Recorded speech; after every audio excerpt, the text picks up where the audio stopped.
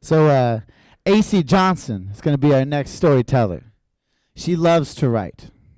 She is a student at MG21. Writing to her is not just a hobby, it's medicine. Sometimes she likes to share her writing.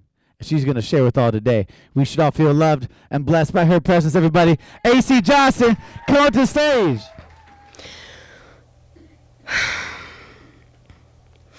By the age of 6, in my world, phones didn't exist.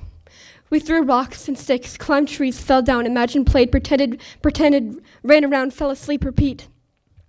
I failed at math and excelled in art. That part hasn't changed.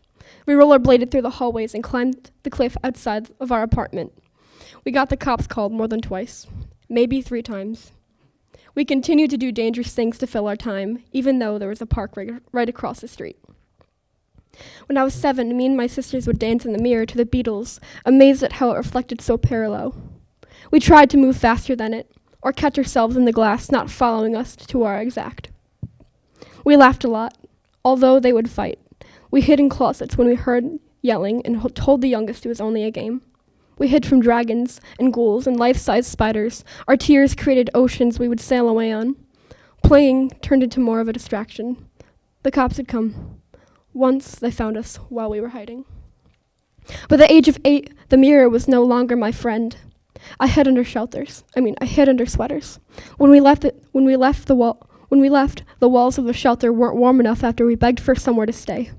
My dad was all alone, left in his little catacomb of broken glass and fake apologies. He deserved it, but he didn't. I worried for him. As a child, you would think I didn't understand, but I did in its entirety. I felt everything. We were nothing but puzzle pieces, broken puzzle pieces, mixed and matched with the rest of the ladies that didn't have homes. They prayed for us, sometimes with us, together. I have not done that for a while. They read us books and drank tea. We were good at pretending.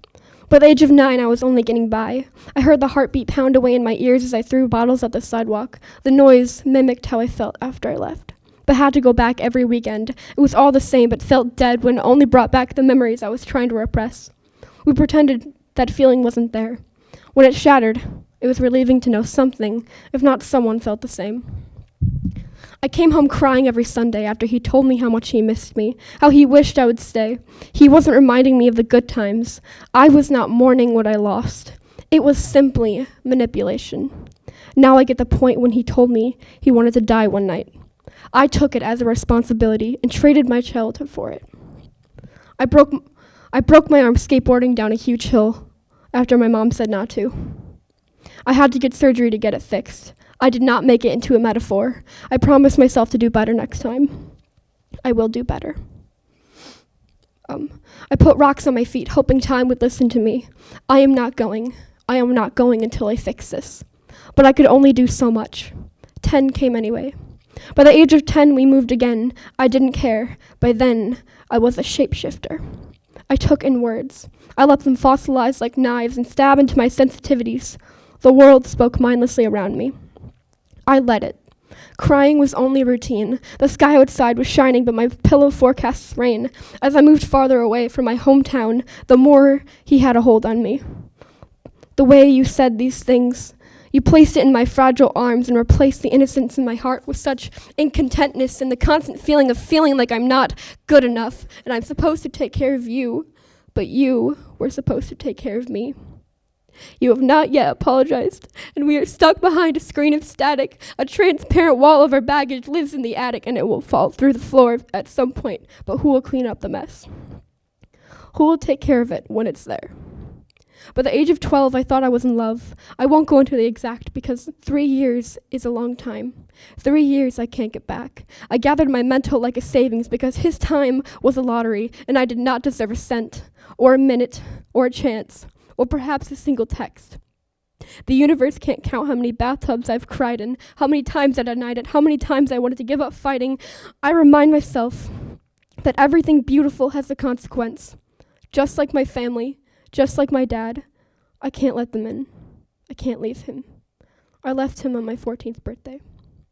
By the age of 13, I wrote about things on the backs of my worksheets, not paying attention to the note-taking that I stated would not matter in 20 years. I was angry at myself and at the world. I wore black around my eyes and on my clothing. I kept my writings like trinkets and read them to myself for different reasons. I would stitch the pages together, hoping they would turn to wings and fly me away, maybe even away from me.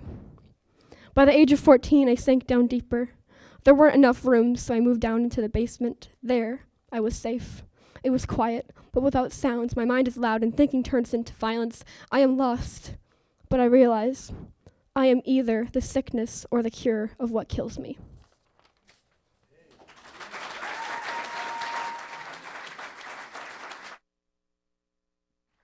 Give it up for Aisis Johnson, everybody.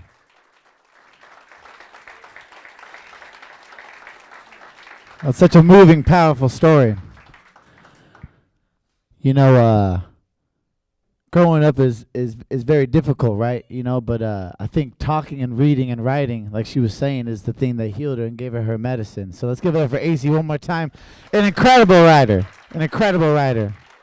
So powerful.